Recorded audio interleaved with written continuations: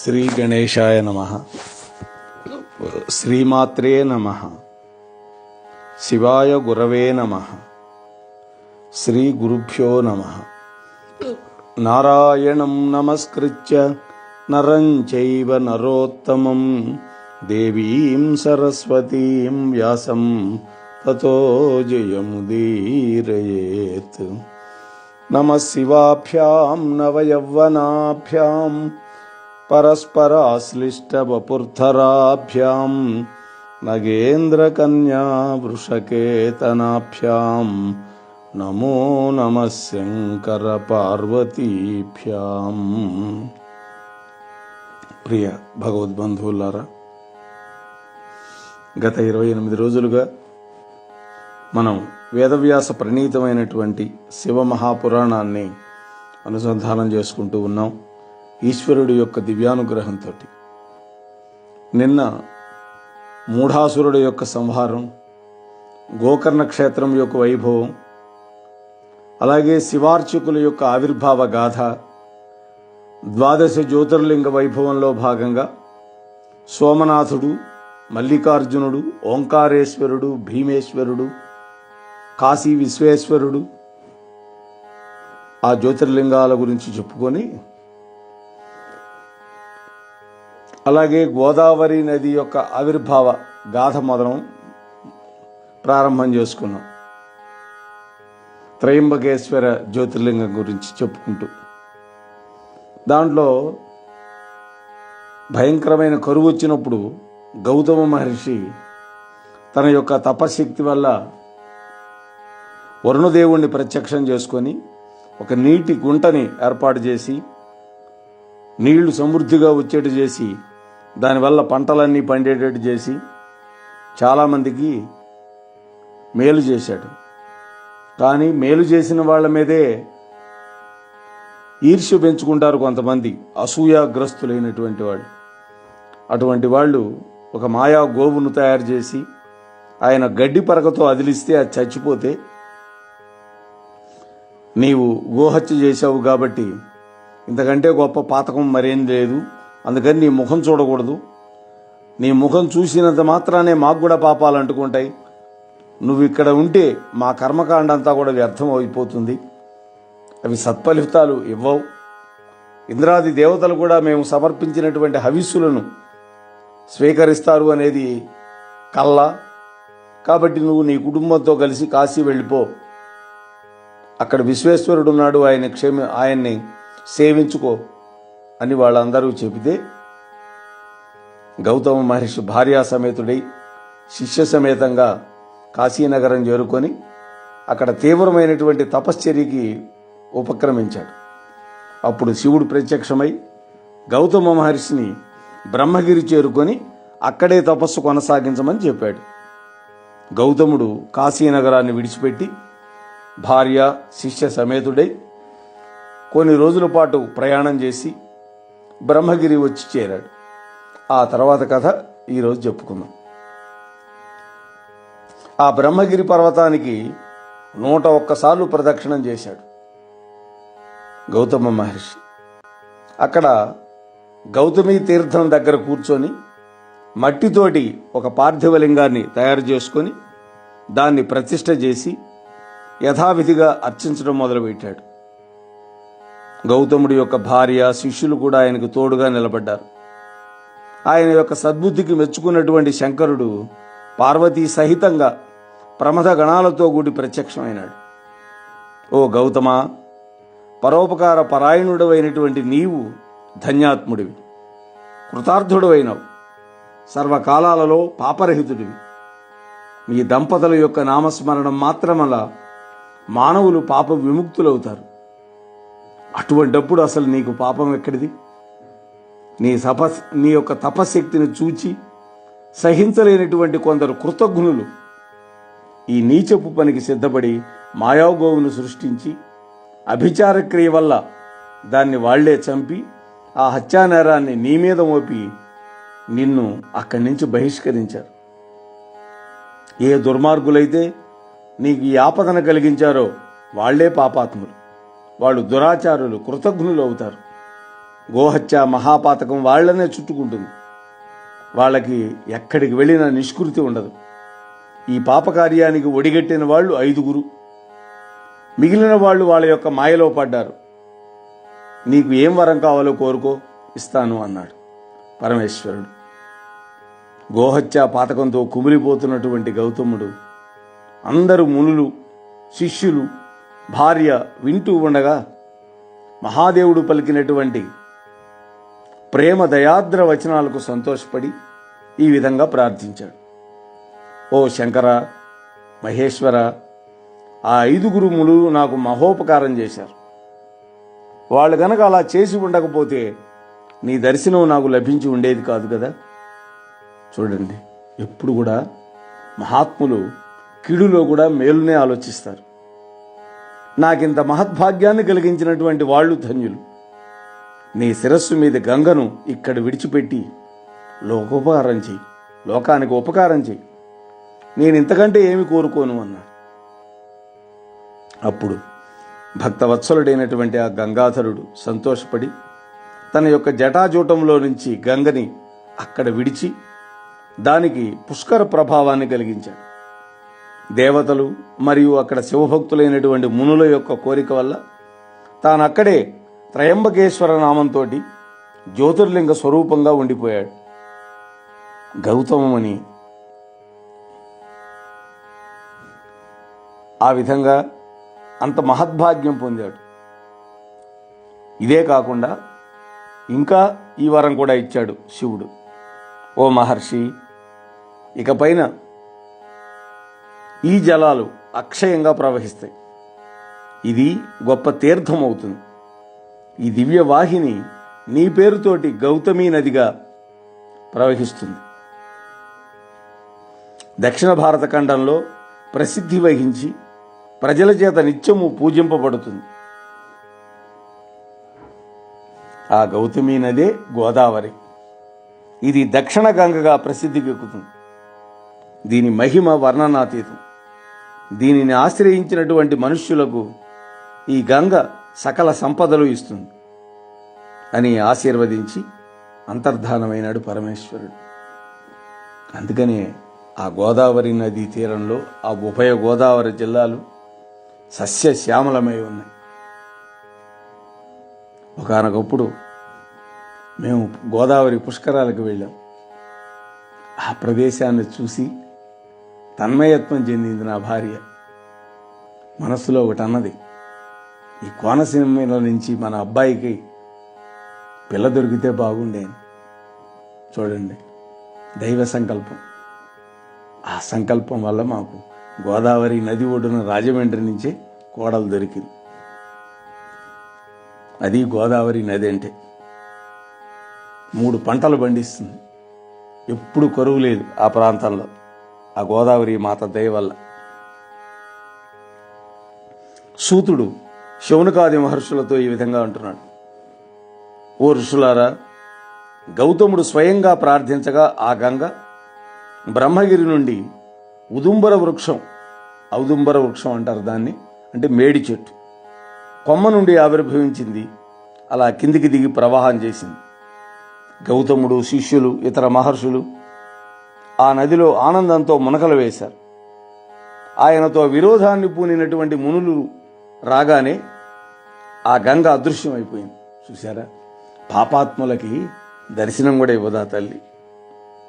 అప్పుడు గౌతముడు చేతులు జోడించి గంగాస్తవాన్ని పఠించి వాళ్ళని క్షమించి కరుణతో దర్శనమేమని ప్రార్థించాడు. కీడు చేసిన వాళ్ళకు కూడా మేలు చేస్తారు మహాత్ములు. అప్పుడు ఆకాశవాణి పలికింది, ఓ మునులారా వినండి, పరమ దయాళువైనటువంటి గౌతముని విషయంలో ఈర్ష్యని, అసూయను పొందినటువంటి మీరు పరమ దుర్మార్గులు, కృతజ్ఞులు, ద్రోహులు, పాపాత్ములు, నాస్తికులు. కాబట్టి మీ ముఖం చూడకూడదు అన్నది. దానికి సమాధానంగా గౌతముడు, తల్లి, పాపులను ఉద్ధరించడం కోసం ఉద్భవించిన దానివి, రాగద్వేషాలతో నీకు పని లేదు కదా తల్లి, ఆగ్రహించొద్దు. వీళ్ళందరినీ క్షమించు నా కోసం. ఎవడైతే అపకారం చేసిన వాళ్ళకు కూడా ఉపకారం చేస్తాడో వాడి వల్ల ఈ లోకంలో నేను పవిత్రుణ్ణవుతున్నాను అని భగవానుడు సెలవివ్వలేదా? అందరూ ముక్తికి అర్హులే కదా. బిడ్డల యొక్క అజ్ఞాన విలసితమైనటువంటి దుందుడుకు చేష్టలకు తల్లివైనటువంటి నీవు క్షమించకపోతే లోకంలో ఇతరులు ఎవరు క్షమిస్తారు అని ఆత్మజ్ఞానపూర్వకమైనటువంటి బుద్ధితోటి ప్రార్థించాడు గౌతముడు. ఆమె ఆ గోదావరి నది ఆ ముని యొక్క సద్బుద్ధిని ప్రశంసించి పాపాత్ములైనటువంటి ఆ మునులకు ప్రాయశ్చిత్తాన్ని విధించి వాళ్ళని గౌతముడి యొక్క అదుపాజ్ఞల్లో ఉండమని ఆజ్ఞాపించి అంతర్ధానం అయిపోయింది. వాళ్ళు కూడా అలాగే ప్రాయశ్చిత్త కర్మను నెరవేర్చుకొని గౌతముడిని క్షమించమని వేడుకున్నారు. ఆ గౌతమ మహర్షి గంగా ద్వారానికి క్రింది భాగంలో కుశావర్తం అనేటువంటి ఒక గొయ్యిని తీసి గంగాదేవిని అందులో స్థిరంగా ఉండమని ప్రార్థించాడు. అప్పుడు ఆ తల్లి అందులోకి ప్రవేశించింది. మునులారా, ఈ సందర్భంలో గౌతమ మహర్షి శివద్వేషులైనటువంటి ఆ 5 మునులను శపించినట్లుగా కూడా నేను పెద్దల వల్ల విన్నాను. కల్పభేదాన్ని అనుసరించి అది కూడా నిజమే. గౌతముడు వాళ్ళని ఈ విధంగా శపించాడు. ఓ మునులారా, దుర్మార్గులైనటువంటి మీరు శివభక్తుడైనటువంటి నాకు మోసబుద్ధితో మాయను పన్ని విశేషమైన దుఃఖాన్ని కలిగించారు. మీరు సర్వదా ఈశ్వర స్వరూపమైనటువంటి వేదమునందు శ్రద్ధ లేని వాళ్ళవుతారు. ఈనాటి నుండి మీకు వేద విహితమైనటువంటి సత్కర్మలలో విశేషించి మోక్షం ఇచ్చే శైవ మార్గంలో శ్రద్ధ కలగకుండా ఉండుగాక. ఈనాటి నుండి మీకు మోక్ష మార్గ విరుద్ధమైనటువంటి వేదవాక్యమైనటువంటి చెడు మార్గంలో నిత్యము శ్రద్ధ కలుగుగాక. ఈనాటి నుండి మీ యొక్క లలాటములు మట్టి పూసినవి అవుగాక. ఓ బ్రాహ్మణులారా, మట్టిని పూసిన లలాటములు కలిగినటువంటి మీరు నరకంలో పడతారు. మీరు శివుడు మాత్రమే పరదేవతగా కలవారు కాకుందురుగాక. మీరు అద్వితీయుడైనటువంటి శివుడిని ఇతర దేవతలతోటి సమానమని భావించెదరుగాక. మీకు శివపూజ మొదలగు కర్మలలో శివభక్తి పరాయణులైనటువంటి భక్తులకు మరియు శివ సంబంధమైన పర్వదినాలలో ఎన్నటికైనను ప్రేమ కలగకుండుగాక. ఓ బ్రాహ్మణులారా, మీ పుత్ర పౌత్రాది సంతానం శివభక్తి లేని వాళ్ళు ఒగుదురుగాక. మీరు మీ సంతానముతో కూడి నిశ్చయంగా నరకాన్ని పొందుతారు. మీరందరూ దుఃఖముచే మరియు దరిద్రముచే పీడింపబడతారు. మోసగాళ్ళు, ఇతరులను నిందించేవాళ్ళు, కాల్చిన ముద్రల చిహ్నాలను శరీరం మీద ధరించేవాళ్ళు అయినటువంటి చండాలురు అవుతారు మీరు. ఇన్ని శాపాలు పెట్టాట. అది కల్పభేదం వల్ల శివపురాణంలో లేదు, కానీ వేరే కల్పంలో ఉన్నది. పరమ పవిత్రుడైనటువంటి గౌతముని తన మీద మోసబుద్ధితోటి గోహత్య నేరాన్ని మోపినటువంటి ఆ దుష్ట మునులను ఇలా శపించి అహల్యాదేవితో కూడి తన యొక్క ఆశ్రమంలో శివారాధన తత్పరుడై జీవించాడు. ఆ మునులు గౌతముడి యొక్క శాపానికి దుఃఖపడి శివధర్మ బహిష్కృతులై కాంచీనగరంలో నివాసాన్ని ఏర్పాటు చేసుకొని జీవించటం మొదలుపెట్టారు. వాళ్ళ సంతానం కూడా వాళ్లలాగనే శివధర్మం నుండి బహిష్కరింపబడ్డారు. ఈ గోదావరి నది యొక్క పుట్టుక, త్రయంబకేశ్వరుడి యొక్క ఆవిర్భావ గాథ, ఈ రెండు కూడా పరమ పవిత్రమైనది. గౌతముడు వల్ల వచ్చింది కాబట్టి గౌతమి గంగా ఆ తల్లి. ఆ తర్వాత వైద్యనాథేశ్వర జ్యోతిర్లింగం ఆవిర్భావం. పూర్వం రాక్షసుల్లో శ్రేష్ఠుడు, గర్విష్టి, అభిమానధనుడు అయినటువంటి రావణ బ్రహ్మ హిమవత్ పర్వతం మీద ఉన్నటువంటి కైలాస శిఖర ప్రాంతానికి వెళ్ళి శివుడిని గురించి భయంకరమైనటువంటి రాజస తపస్సు చేశాడు. అయినా కూడా శంకరుడు ప్రసన్నం కాలేదు. మరింత పట్టుదలతోటి సిద్ధిస్థానం అనేటువంటి పేరు గల హిమవత్ పర్వత దక్షిణ భాగానికి చేరుకున్నాడు. అక్కడ ఒక పెద్ద గొయ్యి తీశాడు. దాని యందు అగ్నిని స్థాపించాడు. దాని సమీపంలో శివుణ్ణి ప్రతిష్ఠించి హోమాలను చేస్తూ వచ్చాడు. వేసవి కాలంలో పంచాగ్ని మధ్యంలో, వానాకాలంలో నేల మీద, శీతాకాలంలో పీకల్లోతు నీళ్లల్లో మునిగి ఘోరమైన తపస్సు చేశాడు. అయినా కూడా శంకరుడు ప్రసన్నం కాల. ఎట్లయినా సరే శంకరుడు ప్రసన్నం చేసుకోవాలి అని ఆలోచించి కఠోరము సాహసోపేతమైనటువంటి ఒక నిర్ణయాన్ని తీసుకున్నాడు రావణుడు. వరుసగా ఒక్కొక్క తలను నరికి శంకరుణ్ణి స్తోత్రం చేస్తూ హోమగుండంలో హవిస్సుగా సమర్పిస్తూ అర్చించడం మొదలుపెట్టాడు. అంటే ప్రతి 1000 సంవత్సరాలకి ఒక తలకాయ.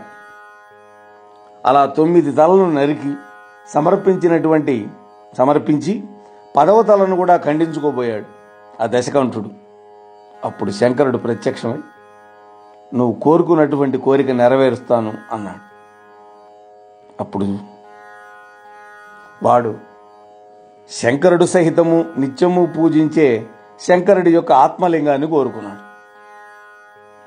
శంకరుడు సంకట స్థితిలో పడ్డాడు.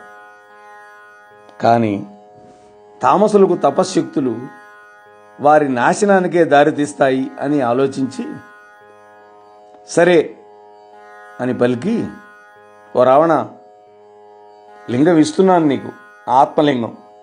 ఈ లింగాన్ని నీవు లంకకు చేరి ప్రతిష్ఠించే వరకు నేల మీద పెట్టకూడదు. నేల మీద పెట్టావా అది అక్కడే స్థిరంగా ఉండిపోతుంది. దాన్ని కదల్చడం ఎవరి వల్ల కాదు. అయితే మంచి పనులకు విఘ్నాలు అనేకం వస్తాయి అన్నాడు. రావణుడు, 20 చేతులు గల నాకు అదేమంత కష్టమైన పని, నేలను తాకించకుండా నేను ఈ లింగం తీసుకొని లంకకు వెళ్ళిపోతానన్నాడు అని ఆత్మవిశ్వాసంతో మాట్లాడి లంకా నగరానికి ప్రయాణమైనాడు. మార్గమధ్యంలో మూత్ర విసర్జన ఆవశ్యకమైంది. ఇది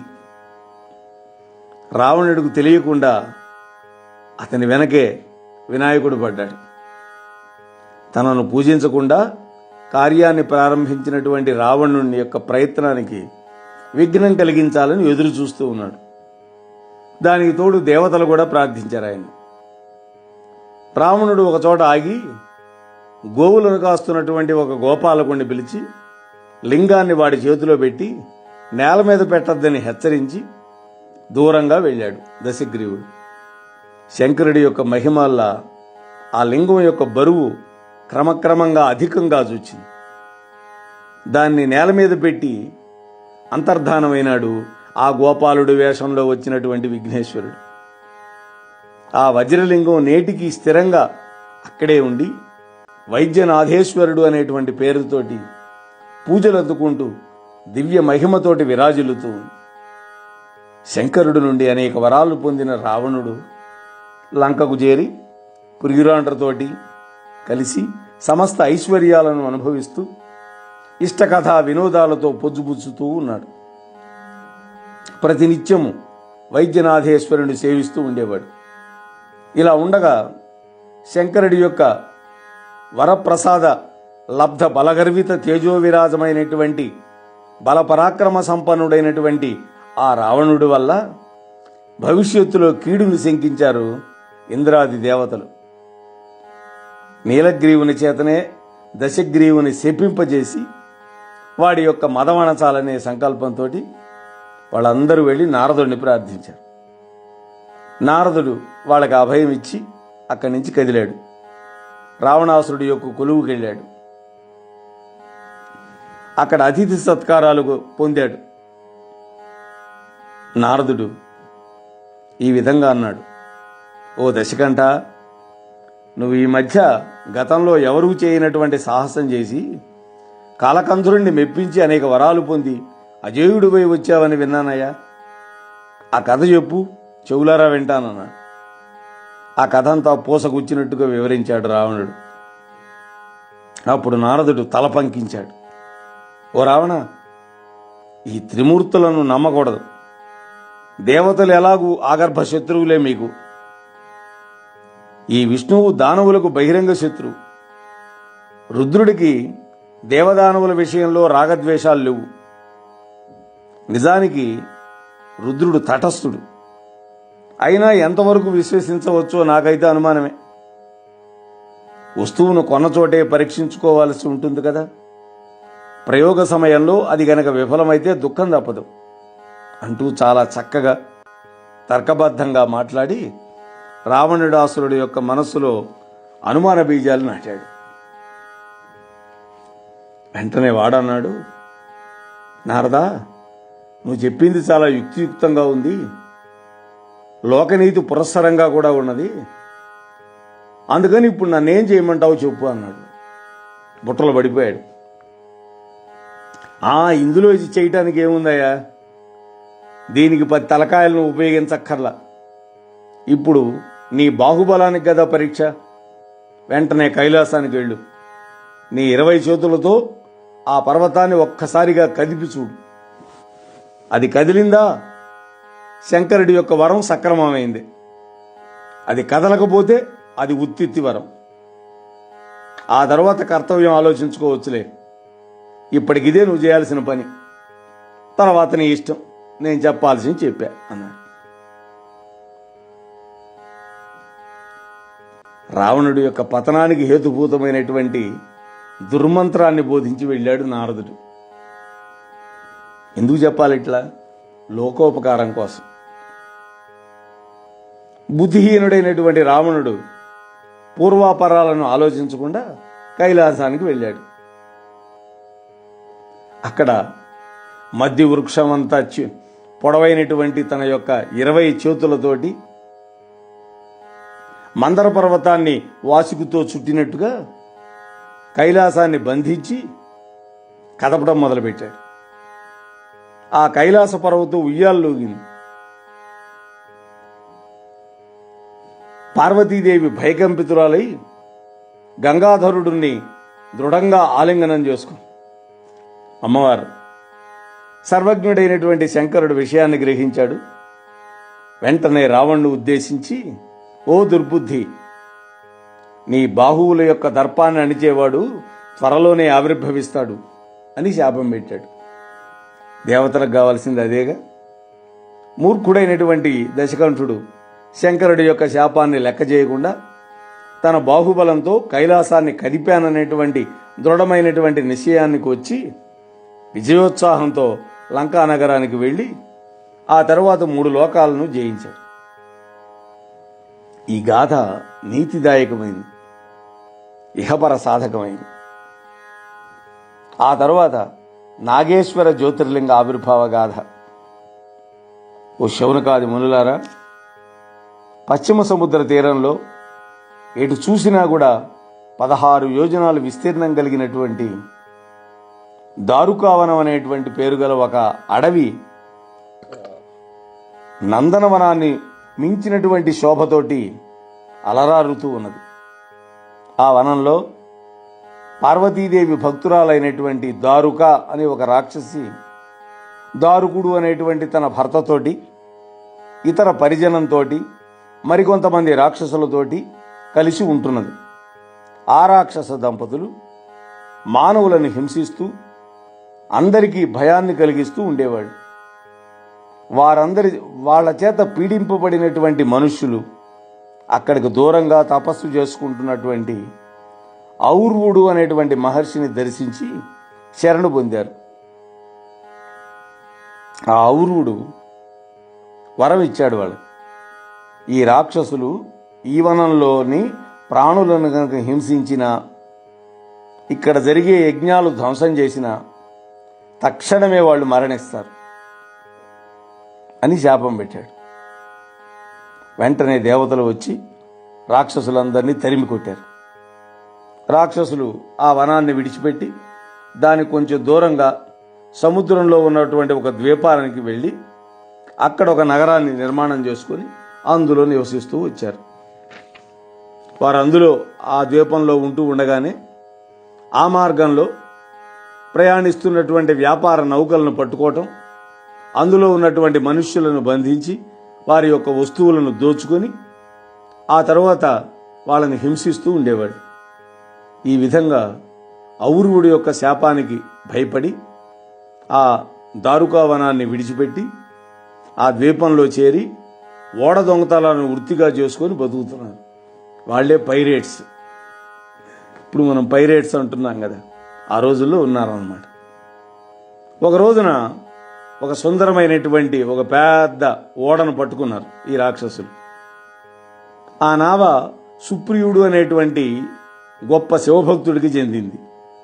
అందులో ఆ నావలో అనేక ధన కనక వస్తువ సామాగ్రి పుష్కలంగా ఉంది. వాటితో పాటు సుప్రియుడనే వైశ్యుణ్ణి పట్టుకొని ఆ రాక్షసులు బంధించారు. ఆ సుప్రియుడు కారాగారంలోనే ఉంటూ నిత్యము మట్టితోటి శివలింగాన్ని చేసుకొని పూజ చేస్తూ ఉండేవాడు. ఆ విషయాన్ని తెలుసుకున్నటువంటి ఈ దారుకుడు, నన్ను చంపడానికి ఈ కోమటి శెట్టి ఏదో తంత్రపూజ చేస్తున్నాడని అనుమానపడ్డాడు. వెంటనే ఆ వైశ్యుణ్ణి చంపబోయాడు.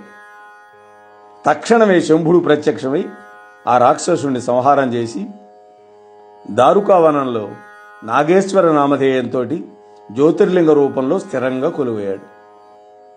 పార్వతీదేవి నాగేశ్వరి అనేటువంటి పేరుతో అక్కడ స్థిరపడింది. ఇది ఆ పవిత్ర గాథ.